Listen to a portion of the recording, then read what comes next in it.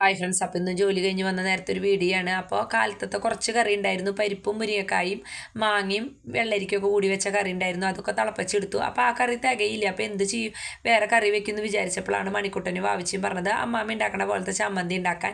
അപ്പോൾ ഞാൻ സബോളയൊക്കെ എടുത്തിട്ട് തൊലിയൊക്കെ കളഞ്ഞതിന് ശേഷം നന്നായി കഴുകിയെടുത്തു. അതിനുശേഷം ഞാൻ ചോപ്പറിൽ ചെറിയ കഷ്ണങ്ങളാക്കി ഇട്ടിട്ട് നന്നായിട്ട് ചെറിയ കുനുകുനു തന്നെ അരിഞ്ഞെടുത്തു. എന്നിട്ട് ഞാനതൊരു പാത്രത്തിലേക്ക് ഇട്ടതിന് ശേഷം ആവശ്യത്തിന് മുളകും പൊടിയും ഉപ്പും പിന്നെ കുറച്ച് പുളി പിഴിഞ്ഞൊഴിക്കണം, പിന്നെ വെളിച്ചെണ്ണ ഒഴിക്കണം. അപ്പോഴാണ് ആ ചമ്മന്തിക്ക് ടേസ്റ്റ്. അപ്പം അമ്മ ഇതുപോലെ കറിയൊക്കെ കുറവാണെങ്കിൽ രാത്രി ഉണ്ടാക്കണ ചമ്മന്തിയാണ്. അത് കാരണം മണിക്കുട്ടന് വാവിച്ചിക്കും ഇങ്ങനത്തെ ചമ്മന്തിയോട് ഭയങ്കര ഇഷ്ടമാണ്. അപ്പം അങ്ങനെ ഞാൻ പുളിയും പിഴിഞ്ഞൊഴിച്ചതിന് ശേഷം പിന്നെ കുറച്ച് വെളിച്ചെണ്ണ ഒഴിച്ചിട്ട് നന്നായിട്ട് മിക്സ് ചെയ്തെടുത്തു. അപ്പം നല്ല ടേസ്റ്റുള്ള ചമ്മന്തിയാണ്. അപ്പം നിങ്ങളും ഇതുപോലെ ചെയ്ത് നോക്കണം. എന്നിട്ട് എങ്ങനെയുണ്ടെന്ന് കമൻറ്റിലൂടെ പറയണം. പിന്നെ കുറച്ച് പപ്പടം ഉണ്ടായിരുന്നു, അതും പൊട്ടിച്ച് വറുത്തു. അപ്പോൾ എല്ലാം കുറച്ചേ ഉണ്ടായിരുന്നുള്ളൂ. അപ്പം അങ്ങനെ ഞാൻ ചോറൊക്കെ വിളമ്പി. അപ്പോൾ പൊന്നിരിയുടെ ചോറാണ് വെച്ചിട്ടുണ്ടായിരുന്നത്.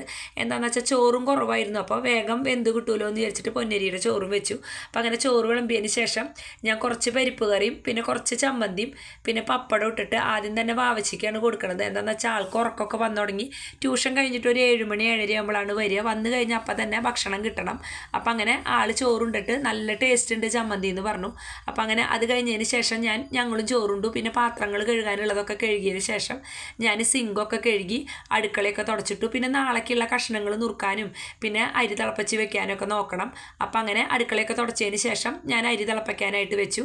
അപ്പോൾ അതിന് ശേഷം ഇനി ഞങ്ങൾ പോയി കിടന്ന് ഉറങ്ങുകയാണ്. അപ്പോൾ എൻ്റെ വീഡിയോ കാണാത്തവരൊക്കെ കാണണം, സബ്സ്ക്രൈബ് ചെയ്യണം, സപ്പോർട്ട് വേണം, കമൻറ്റ് ഇടണം, ലൈക്ക് ഇടണം. നല്ലൊരു വീഡിയോ ആയിട്ട് വരാം കേട്ടോ.